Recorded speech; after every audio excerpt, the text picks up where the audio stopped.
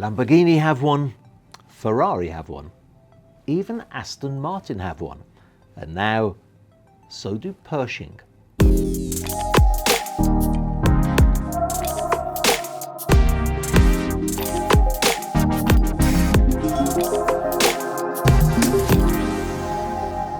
So extreme sports car manufacturers have long recognised the benefits of adding an SUV to their product range.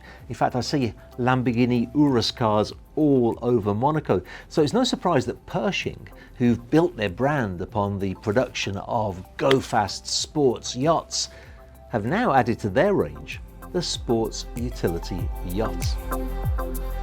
This is the Pershing GTX116, and the sports utility car reference is not the only connection with the superyacht industry, since none other than Piero Ferrari chairs the product design committee that commissioned the development of this yacht.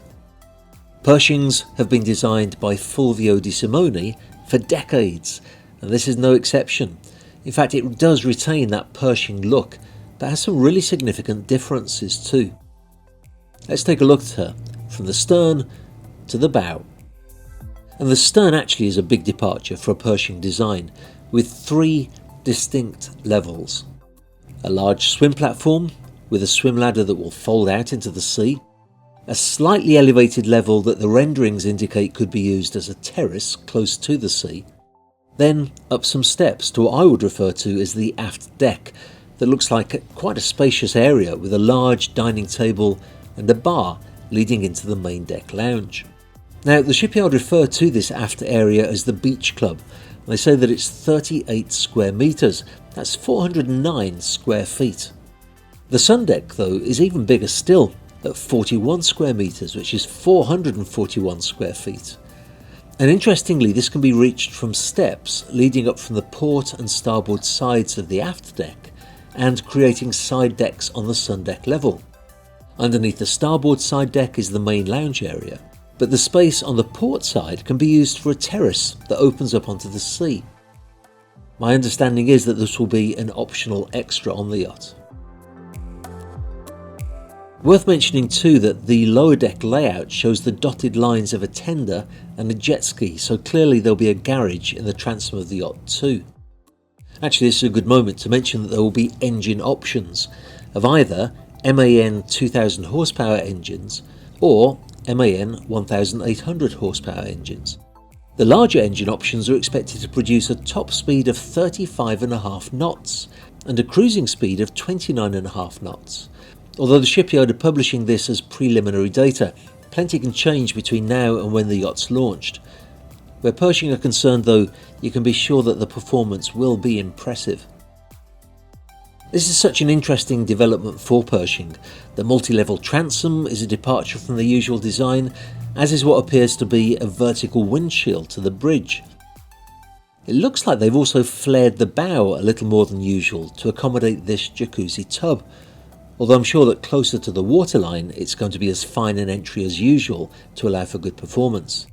This is the first of the range of Pershing GTX yachts, so it's going to be interesting to see what the next models in the range are. If you have any questions about that particular yacht, do let me know. The Cannes Yachting Festival is really just around the corner and Pershing will be there. So if you leave your questions in the comment section below, I'll do my best to go and find somebody from Pershing and ask them directly for you. Actually, that's something I'm really keen to do with this channel, to bring you more information directly from the yacht builders, whether that be by recording an interview with them, a live stream, or even by visiting their shipyard. On that subject, most of you know that I work with the Northrop & Johnson Yacht Brokerage. In fact, they finance the vast majority of videos that you see on this channel. Well, very recently, Northrop & Johnson entered into an agreement with New Marine in Turkey, who have a fantastic range of explorer yachts. And the agreement means that Northrop now has the exclusive sales rights for those yachts in most of Europe. When that happened, Slava and myself immediately booked ourselves on flights to Turkey so that we could film the shipyard, show you how the yachts are built, what the product range is, the general personality and ethos of that shipyard. It promises to be really gripping, and we'll be publishing that video on Friday of this week. Plus, Northrop & Johnson have also listed for sale an amazing 125-foot Benetti called Inspiration. So I sent Max, who's our videographer and producer in the United States, to the Bahamas so he could film that yacht, talk to the captain and get some of the captain's insights, but also talk to the broker, quite an amazing guy called Bob Fritsky, who has lots to say about that particular yacht. That promises to be an amazing video, and that will be published on Saturday. So lots of great content coming up to keep you interested if you are fascinated by yachts, own a yacht, or just dream or aspire to one day be a yacht owner.